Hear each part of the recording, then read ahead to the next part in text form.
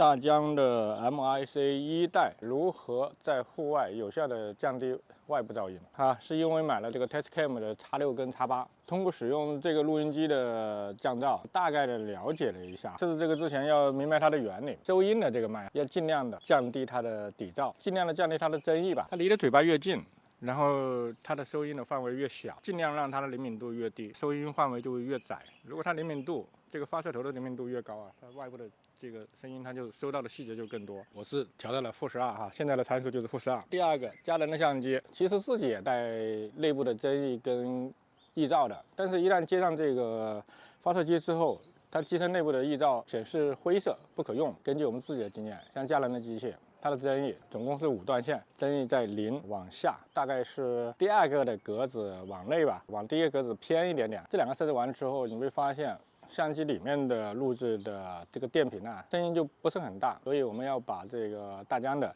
接收器增益放大。我现在目前是接收器+6，最终我得出的方案是发射机增益降到最低-12。接收器+6，相机里面自己去调。昨天也在大疆的官方商城下单了一套2代。现在我们这个设置相当于是通过一些这种自己对音频的一些自己的判断了解吧，得出了一套理论，更好的设置它的参数，尽量降低外部噪音的技术手段吧，就是完全的把它外部噪音隔离掉1代应该还是做不到的，只能说尽量的降低。